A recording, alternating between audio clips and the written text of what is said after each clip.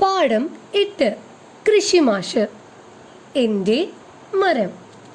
കുട്ടികൾക്ക് ഏറെ ഇഷ്ടമാണ് കൃഷിമാഷിനെ. കൃഷിമാഷ് എന്ന് കുട്ടികൾ കൊടുത്ത പേരാണ്. അങ്ങനെ വിളിക്കുന്നത് അദ്ദേഹത്തിന് ഏറെ ഇഷ്ടമാണ്. പള്ളിക്കൂടത്തിലെ പച്ചക്കറിത്തോട്ട പരിപാലനവും മരം നട്ടുപിടിപ്പിക്കലുമെല്ലാം കുട്ടികളെ കൊണ്ട് യഥാസമയം ചെയ്യിപ്പിക്കുന്നത് കൊണ്ടാവും കുട്ടികൾ അങ്ങനെ ഒരു ഓമന പേര് നൽകിയത്.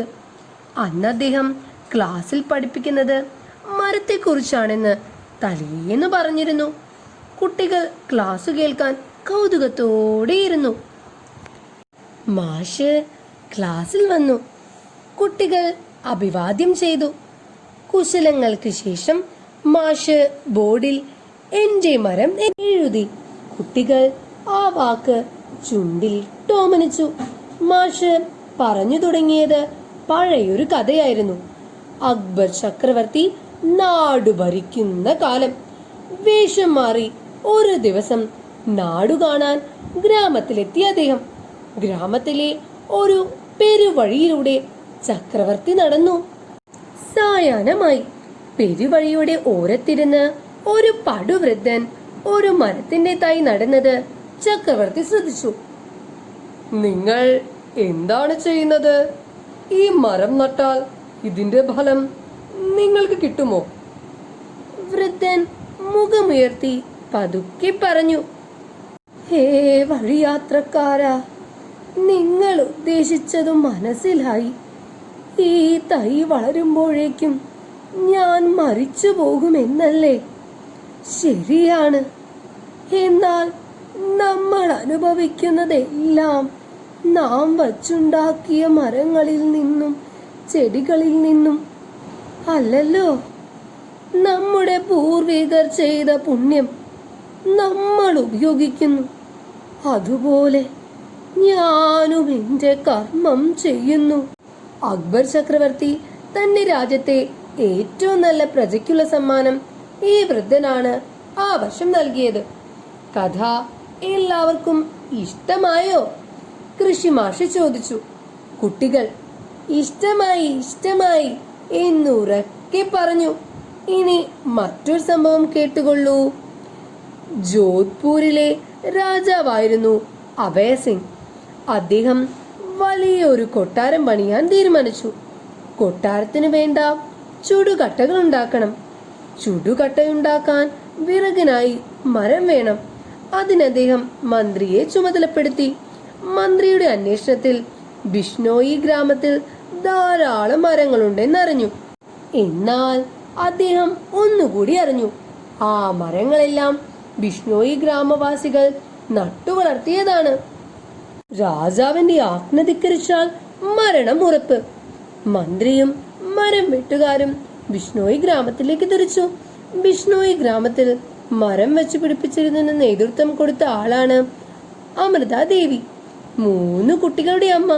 എന്നാൽ മക്കളേക്കാൾ അവർ മരങ്ങളെ സ്നേഹിച്ചു. അവരും അവരുടെ പെൺമക്കളും രംഗത്ത് വന്നു. മരം വെട്ടുകാർ മുറിക്കാൻ നോക്കിയ മരങ്ങളെ കെട്ടിപ്പിടിച്ച് നിലവിളിച്ചുകൊണ്ട് പറഞ്ഞു, ഈ മരങ്ങൾ മുറിക്കരുതേ, ഈ മരങ്ങൾ മുറിക്കരുതേ. മന്ത്രി ആജ്ഞാപിച്ചു, ഈ സ്ത്രീകളെയും മരങ്ങളെയും മുറിച്ചു മാറ്റൂ. ആജ്ഞ നടപ്പിലാക്കി. അമൃതാദേവിയും മക്കളും മരിച്ചു വീണു. ഇതറിഞ്ഞ് ഗ്രാമീണർ പെരുവെള്ളം പോലെ വന്നു. അവർ മരങ്ങളെ ആലിംഗനം ചെയ്തു നിന്നു. മന്ത്രിയും മരം വെട്ടുകാരും ഭയന്നു. വിവരമറിഞ്ഞ് രാജാവ് എത്തി. അദ്ദേഹം തന്റെ തെറ്റിന് മാപ്പ് ചോദിച്ചു. തന്റെ രാജ്യത്ത് മരം മുറിക്കൽ നിരോധിക്കുകയും ചെയ്തു. അമൃതാദേവിക്കും മക്കൾക്കും വേണ്ടി ഒരു സ്മാരകവും അദ്ദേഹം പണി കഴിപ്പിച്ചു. മരം മുറിക്കലിനെ ചെറുത്ത ആ ധീര വനിതയുടെ ഓർമ്മ നിലനിർത്താനാണ് ഭാരത സർക്കാർ Amrita Devi wild life protection award ഏർപ്പെടുത്തിയത്. വനസംരക്ഷണത്തിനായി ധീരത കാട്ടുകയും മരം നട്ടുപിടിപ്പിക്കുകയും ചെയ്യുന്നവർക്കാണ് സർക്കാർ ഈ അവാർഡ് സമ്മാനിക്കുന്നത്. കുട്ടികൾ ശ്വാസം അടക്കി പിടിച്ചിരുന്നാണ് ഈ സംഭവം കേട്ടത്. മാഷ് തുടർന്നു, ഇനി നമുക്ക് മരത്തിൽ താമസമാക്കിയ ഒരു അത്ഭുത വനിതയെ കൂടി ഇന്ന് പഠിക്കാം. 2 വർഷക്കാലം മഴയും മഞ്ഞും വെയിലും സഹിച്ച് ഒരു മരത്തിൽ താമസിക്കുക. അതാണ് ജൂലിയ ബട്ടർഫ്ലൈയിൽ എന്ന വനിത ചെയ്തത്. കാലിഫോർണിയ എന്ന സ്ഥലത്ത് ഒരു റെഡ്വുഡ് മരത്തിലായിരുന്നു ജൂലിയ താമസിച്ചത്. സ്വന്തമായി വീടില്ലാഞ്ഞിട്ടല്ല ജൂലിയ ഇങ്ങനെ ചെയ്തത്. കാലിഫോർണിയയുടെ തീരദേശത്തോട് ചേർന്ന് നിന്നിരുന്ന നൂറ്റാണ്ടുകൾ പഴക്കമുള്ള റെഡ്വുഡ് മരങ്ങൾ മുറിക്കാൻ ഒരു വ്യവസായ കമ്പനി മുന്നിട്ടിറങ്ങി. മരങ്ങൾ മുറിച്ചു മാറ്റുന്നത് തടയാൻ വൃക്ഷസ്നേഹിയായ പരിസ്ഥിതി പ്രവർത്തകർ കണ്ടെത്തിയ മാർഗമാണ് ആ മരങ്ങളിൽ വസിക്കുക എന്നത്. 1997 അവർ വൃക്ഷത്തിൽ താമസിക്കാൻ തുടങ്ങിയത്. ലോക ജനതയുടെ ശ്രദ്ധ പിടിച്ചുപറ്റിയ ഈ സമരമാർഗം ഉറച്ച മനസ്സുള്ളവർക്ക് മാത്രമേ കഴിയൂ.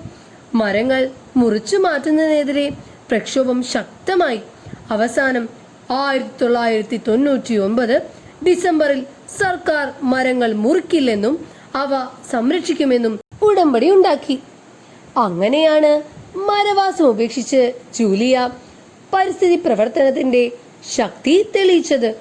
മാഷ് ഇത്രയും പറഞ്ഞപ്പോൾ ബെല്ലടിച്ചു. വൃക്ഷസ്നേഹിയായ ചിലരുടെ കഥ നാളെ പറയാം എന്നുകൂടി പറഞ്ഞാണ് കൃഷി മാഷ് പോയത്. ഇന്നത്തെ കഥ മനസ്സിലായോ എൻ്റെ കൂട്ടുകാർക്ക്?